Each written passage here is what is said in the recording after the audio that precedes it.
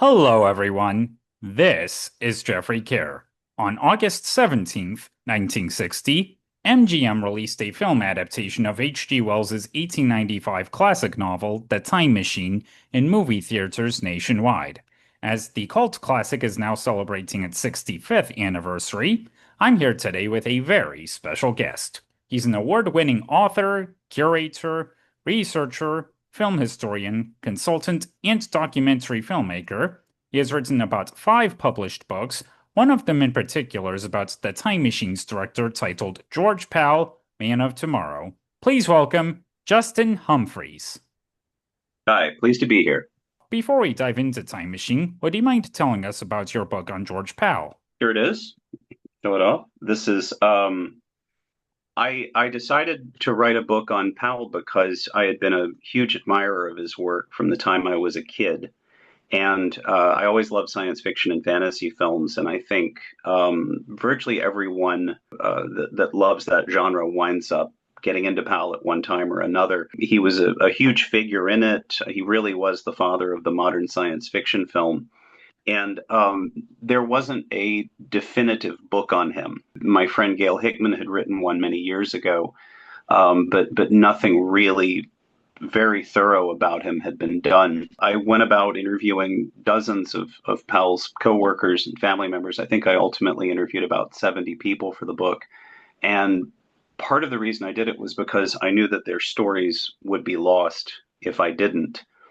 And I'm very glad I did. And he deserved a very thorough, definitive book. And I'm still learning things about him. But yeah, that's why I went about it. It was a great pleasure. I love his work, and as I got deeper into his life and what he went through making these films, my respect for him just grew and grew because for instance, with the Time Machine, it took him about five or 6 years to get it produced, and he was rejected by any number of studios. Some of the rejection letters were really, really blunt and dismissive. And of course, ultimately, the film won an Academy Award for special effects and was I think, one of MGM's biggest hits of 1960. So he was vindicated, but he really took a lot of beatings to get these movies done. Yeah, and going back to the beginning, do you remember the first time you ever saw the Time Machine? Oh, absolutely. It was playing on, I think, TBS, on Ted Turner's TBS station. They were always running MGM movies because he owned the MGM library. And I remember seeing it as a kid, and I think I was slightly disappointed when I first saw it because I'm an '80s kid, and I was used to big special effects and all of this stuff. I loved it, but I remember I was also thrown by a number of differences. I'd read the book, I'd read the H.G. Wells novel. I was a little thrown by it. But another thing, this is funny. So, in the scenes in the movie where they go into the Morlock's cavern, the subterranean cavern, so often when you see it on video or TV, it's way too bright. I mean, it looks super, it's very bright. That's not how it's supposed to look. Actually, they timed down the footage to darken it to make it look properly dark. And when you see a print where it's properly darkened, it's almost like those scenes are, it's almost like a different movie, but you can see it's really done right. But yeah, I really enjoyed it. I think at the time I was very struck by just like the kind of storybook look of it and Russ Garcia's music, which is just wonderful. But yeah, no, I vividly remember. Yeah, and from research I've done, following the success of the 1953 iteration of The War of the Worlds, which George Pal produced, H.G. Wells's estates gave him permission to adapt another novel of his choice. And why did he ultimately choose The Time Machine? I think it was because it had the best cinematic and commercial possibilities because the movie, the book isn't as narratively driven as the movie. He kind of added some things to it to make it more, to move more like an action piece. And the book is significantly grimmer, but I think he saw this tremendous potential for the visual effects for it. And of course, he had worked so much with stop motion and the time lapse footage and the stop motion of the candles shrinking and all of that stuff and the flowers blooming and everything. That was right within his wheelhouse. So I think that's what did it.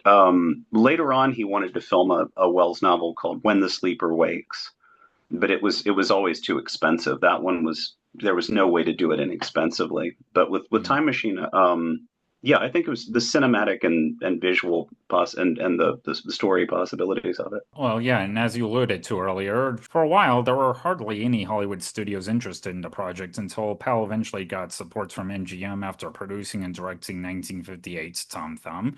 Well, why did it take so long? Nowadays, when every other movie is a science fiction movie, it's hard to imagine that science fiction movies were ever a hard sell. But in those days, the studios were very leery of science fiction. They thought of it as kind of stupid kid stuff. Rod Taylor and William Tuttle, Rod, of course, was the leading man in the Time Machine, and Bill Tuttle did the makeup. They both told me MGM just didn't give a damn. I mean, those were Rod Taylor's exact words. MGM just didn't give a damn. It was because Powell could make special effects heavy movies that made quite a bit of money on a relatively low budget, not low budget, but a middling budget, that he kept getting assignments in those days. That was part of the reason. That's what happened with Tom Thumb. He had been trying to get Tom Thumb made for about 10 years. I mean, he had started that project. He had it storyboarded and had songs for it and everything before he ever made a feature film. And I think he wanted that to be his first, but ultimately he didn't make it until 1958. So that was it. It was a different environment for science fiction in those days. Well, yeah, this was also, I don't know, about a decade and a half before, films like Star Wars came along and really made it into, I guess, a popular genre of the mainstream. Sure, it was a slow crawl upwards, and it's still kind of treated dismissively, I think. I think there's always going to be some snobbery towards horror and science fiction and fantasy, no matter how good or how popular or how mature or how beautifully made there are. Hal did really pave the way for the the science fiction and fantasy filmmakers that came after him. As I said, I think taking the beatings is the best way to put it, I think. Well, yeah, I guess a good lesson to be learned here is never let speeding take you down. Just do your best to overcome it. No, absolutely. Yeah. And I think he was a very upbeat guy and very persistent. And he believed in these things and he was right. He was absolutely right. Yeah, and I've never read the original novel myself, but from what I'm aware of, it's a pretty straightforward adaptation with the exception of some celebrities, as you alluded to. Would you mind explaining more what's into them? The script was written by David Duncan, who was kind of a sort of mid-list science fiction novelist and who wrote a few movie scripts. They wanted to take the novel from the 1890s up to the 1960s, and so they worked with actual historical events that they knew that the audience would recognize. So you have the time traveler traveling through World War I, and there's a brief stop there, and he finds out about that, and you see Mr. Philby's son is in uniform. They talk about the war and everything, and then there's the Blitz on London, and they could work that in. And then in the 1960s, they envisioned this nuclear attack on London in 1966. And they also worked in, because this was the height of the Cold War, this terror of nuclear attack and so forth. They have the whole thing with the sirens and the all clear that they work into the future scenes.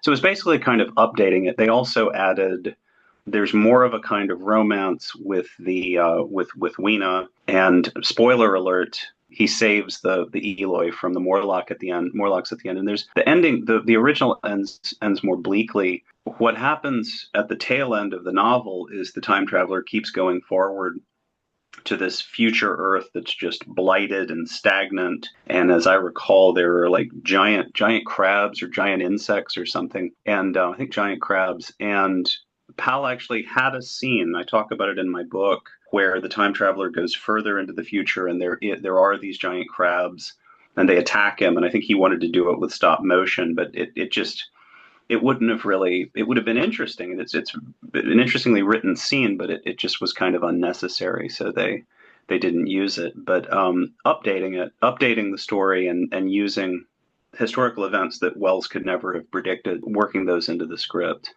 That I think was the major change. Remember seeing, I believe it was Dave Karger talking about during a post showing of the movie on Turner Classic Movies of how, unlike, War of the Worlds, where Powell updated the plot to the 1950s, well, literally. Well, Powell wanted to make audiences believe that the time machine really worked by having the time traveler travel, making stops in 1917, 1940, and 1866 before arriving into the year 802-701. There were other things. There was a part where there was a scene that they wrote, and as far as I know, they never filmed it, where he's in the rock, where he's covered in rock after the Mhm. atomic attack, and he sees light coming towards him, and he stops the machine, and it's these sort of semi-human subhumans that are it's humans devolving into Morlocks, and they see him, and they're you can tell they're these sort of you can tell humans are gradually becoming troglodytes, and they think he's a spy, and they go after him, and he turns the machine on again, and he goes forward. But yeah, I think he did wanted to do maybe another stop or something, but like a lot of it has to do with pacing. Because like for originally there was Peggy Lee, who was a good friend of Powell's, recorded a demo for a theme song called "Land of the Leal," and it's this sort of Scottish sounding theme song, and it's beautiful. It's absolutely beautiful. I heard a demo tape of it, but it would have just killed the pacing. I mean, it would have just the movie moves really, really, really quickly, and it would have just the opening would have been so slow and laborious. It didn't suit the film. And for the starring role, Powell apparently wanted a more established movie star, yet when the budget got slashed, he ultimately went with a then relatively unknown Australian actor, Rod Taylor. How did Powell know he'd be right for the role? I honestly, Pal didn't say. I haven't heard him talk about that, but I do know he absolutely wanted Yvette Mimieux to play Weena. Rod Taylor told me he said I wanted Shirley Knight and George wanted Yvette Mimieux, and he said, and George was right and I was wrong. And she's brilliant. She's wonderful in it. I think I will say this about Rod in the film. I think he is the glue that binds it together. He is the backbone of that film. So much of that film is on him. It's his show in so many ways, and he's called upon to show every conceivable human emotion at one time or another. He is so it's such a brilliant performance. It was right at the beginning of his career. He had only been in movies for a few years, and he'd generally been in support. I just think he's tremendous in it. You can believe that this is a guy who was smart enough to build a time machine in 1899, but also a guy who's tough enough to fight his way out of a cave full of monsters. I mean, he's just wonderful in it, and he loved Powell. Like he always spoke so enthusiastically of Powell. Yeah, and not to mention that, a couple of years later, Taylor was working with Alfred Hitchcock on The Birds. Yeah, and he's great in that too. And his career really kind of it took off. He got a lot more leading man parts after the Time Machine, and I know it was something he was very proud of. And he and Powell talked about working together again at some point, but it just didn't happen for some reason. But yeah, I think he's just marvelous in the film. Arguably, the most recognizable actor of the supporting cast is Alan Young, who went on to gain a following from his roles as Wilbur on Mr. Ed and the voice of Scrooge McDuck. How did he get cast as Philby? Alan was a lovely guy. I adored him. Alan had co-starred in George's Tom Thumb as Woody. George came to him and he said I'd like you to play this character Philby. And he said I can't pay you any more money for it than we did on Tom Thumb, but you can do whatever you want with the part. And he and George got along really really well. And it was Alan's idea to play Philby as a Scotsman because Alan was actually Scottish. His name was Angus Young. He explained to me once. I used to go visit Alan and I used to talk to him fairly regularly. And he said the difference between Mr. Philby's accent and Scrooge McDuck's accent is that Philby's accent is more of like a refined Edinburgh accent, Don't go simple on me, George. It's like a little quiet and Scrooge McDuck has a really kind of rougher Glaswegian accent. It's Glasgow, Brigadine. That's the it's there's a big difference between the two types, and but Phil, he's wonderful as Philby. He's that warmth and friendliness and graciousness that comes across in that performance was very much Alan. I miss him a lot. He was a lovely, lovely guy. Well, yeah, in fact, I should on a side note that the first time I actually ever saw Time Machine myself, it was actually like a couple nights or so, a couple days or so before Yvette Mimieux passed away. No kidding. No, I had always wanted to talk to her. She was very private and seldom, if ever, gave interviews. And I was kind of bummed right at like not long after she passed. I was talking to a friend of mine, and he goes, "Oh, I knew her." He goes, "I used to go see her periodically. He knew her through a mutual friend." And I was like, ah, damn. She was someone I would have loved to interview because she was George Powell's discovery. I think you can really credit him with discovering her. She had only been in one other thing before this. She had a scene in Vincent Minnelli's Home from the Hill, and it was cut. She's wonderful. I mean, she's perfect as Weena. Well, yeah, and she obviously did go on to work with Olivia de Havilland and George Hamilton a couple years later on Light in the Piazza, so. And many many other films. I mean, she had a great career and aged very well as an older woman. She still looked great. But yeah, I always liked her as an actress, and she and Rod Taylor did a very good film together called Dark of the Sun. That's I mean, it's a terrifying movie. Very well made movie. Jack Cardiff did, and completely the mood is completely different from Time Machine, but they're very good in it together. And now, as you alluded to earlier, at the time of its release, the science fiction genre was by and large seen as like the stepchildren of to the real moneymakers, such as musicals and westerns, and these types of movies were never given any serious attention. Yet, on a relatively low budget, The Time Machine proved to be pretty profitable. So, why do you suppose that was? It's a well-made movie. It's an exciting, well-made, very entertaining movie. What I always try to explain to when discussing the Time Machine is this was not Mystery Science Theater 3000. This was not made by some cheap jack producer that didn't care. This was not made by inexperienced and sloppy third rate personnel. This was made by top of the line studio personnel. You had, let's see, Bill Tuttle that did the makeup, and it had been the head of makeup at MGM for years, and he went on to win the first Academy Award for makeup for Powell's Seven Faces of Dr. Lowe. You had Paul Vogel as the cinematographer, who had won an Oscar for doing Battleground. And one of the most important studio people involved in this was George Tomasini, the editor. And I had been watching this movie. I had been watching it for years when I finally realized how beautifully edited it is. Tomasini cut more of Alfred Hitchcock's movies than any other editor. He cut Psycho, North by Northwest, Rear Window. I mean, this guy was an absolute ace. And when you shouldn't pay attention to editing, but if you do in the Time Machine, you'll see how superb it is.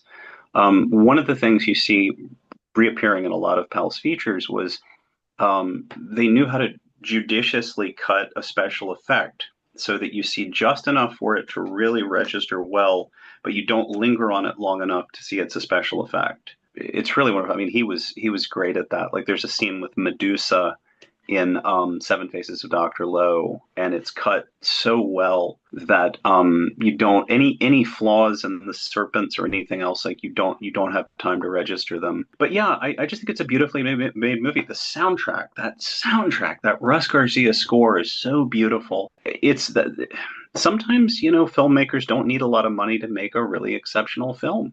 I mean, here we are talking about it 65 years later. It and War of the Worlds get revived more than any of George Powell's other movies. I've introduced Time Machine. I don't even know. I've 6, 7 times now. I've done it here. I've introduced it in Hungary. It just keeps playing and playing, and people love the Time Machine itself. I think that's another reason that movie registers so well is the actual Time Machine, along with the Nautilus submarine that Harper Goff designed for 20,000 Leagues Under the Sea. The submarine is, or the Time Machine is like the supreme movie steampunk prop, for lack of a better word, steampunk Victorian mechanical marvel. It looks like what it should be. You look at that thing and go, this is what a time machine should look like in Victorian England, and I believe it works. Do I know how? I have no idea. I mean, but it's like all you have to do is look at it, and it sells the illusion. It's beautiful. It's just a beautiful, beautiful piece of Rococo design. But yeah, I think it's a very well made movie. It's a very entertaining movie, and it just keeps getting rediscovered. They based that whole episode of what was it, Big Bang Theory around it. They had it on there. It was very, very funny, and Kaylee Cuoco has one of the best descriptions of the time machine on that episode, and I've used it so many times. She says it looks like something Elton John would ride around the Everglades in, which I just love. It just cracks me up, and I love, and it's said with affection. But I love that, with contempt in the show, but obviously written with affection. But the no, but it's an extraordinary film, and it's a film. It's an uplifting movie. I think that's the I don't that's kind of a hackneyed way of putting it, but it's true. I mean, I think one of the things that always drew me to George Powell's movies was I leave them feeling better about the human condition. I leave them feeling better about life on this planet. You know, they have this great can do, make do attitude. You know, it's like if there's something we're facing something terrible, let's do something about it. Let's use our ingenuity and our imagination and fix it. And it's wonderful. It's just a really good movie. Yeah, and filmmakers Robert Zemeckis and Bob Gale have both mentioned how the time machine was an influence to them when they created the original Back to the Future. And I've seen someone mention in the comments on YouTube, which was the video on the opening theme music from the film, commenting how Back to the Future wouldn't have existed if not for the George Powell film, although someone else replied with how there'd be no time travel in media if not for the original novel. What do you make of that? I'm not entirely sure, but I will say this. No one had ever tried to really push the depiction of the actual act of time travel anything like as far as Powell did until Powell made the time machine. There were time travel movies. There's the Connecticut Yankee and King Arthur's Court with Bing Crosby and stuff like that, but it's a totally different deal. In terms of science fiction about time travel, people hadn't thoroughly thought of depicting the whole process. There's an interesting movie that actually features Rod Taylor called World Without End that involves astronauts being slipping through a kind of wrinkle in time or whatever you want to call it into the future, but it's a different deal. Yeah, I think that's the time travel movie to beat for a long, long time. No pun intended. I mean, I think up to Back to the Future. I've read how for a while Powell planned on doing a sequel to The Time Machine, but it never materialized, although the short one did eventually happen as part of a segment in the 1993 documentary, The Journey Back, which David Duncan wrote and both Rod Taylor and Alan Young returned for. Powell had a bunch. He would periodically write different treatments, different ideas for a sequel.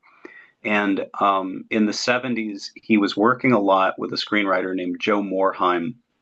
And I interviewed Joe for the book.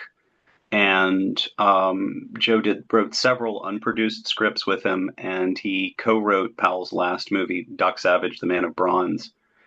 And they had written Time Machine 2. And Powell did a series of production, concept illustrations for it. And it featured the time traveler's son traveling far into the future and battling these giant insects and this sort of protecting the sort of beleaguered remnants of mankind who were just living basically like cavemen almost. It was ultimately published as a book called Time Machine 2.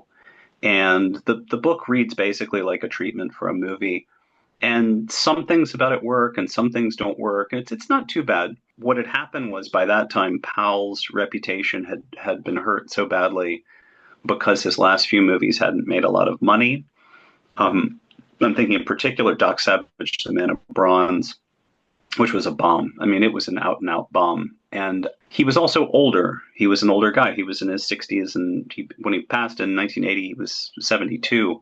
And this was Hollywood had become really youth oriented, and it's a very ageist industry, I think, to this day. He never got it off the ground, but he kept trying and kept trying. And Some of his designs for it were very interesting. Some of the ideas were very good. In conclusion, for those who've never seen the George Pal Time Machine, why should they check it out? I reiterate, it's a very good movie. It's a very well made movie. It's a very entertaining movie. It's a beautifully designed movie. It's funny when it's supposed to be, and it's touching when it's not. As I said, there's nothing about that movie that everything about it works. Just about everything about it works. As I said, it's an uplifting movie. It's a deeply enjoyable movie. It's a movie you can watch 30, 40 times and never get tired of. I think it's an extraordinary little film. It's deathless, it's ageless, it just keeps going. So I think that's a testament to its quality. But yeah, just a good movie. It's a very good movie. So there you have it. And Justin, I thank you very much for devoting your time to this conversation. It was great getting to talk to you. The pleasure's all mine. Thank you very much. And for those who'd like to keep up with your career, where can people find you on the internet? I'm on Instagram as the underscore Justin underscore Humphreys.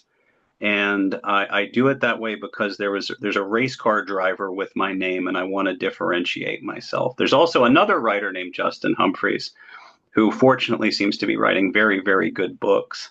So I'm very happy with him. And by the way, if my name happens to show up on here as William Humphreys, that's my first name, and I go by my middle name. Yeah, there you go. Well, thanks again for joining me today, Justin. This was great. My pleasure, sir. Take good care.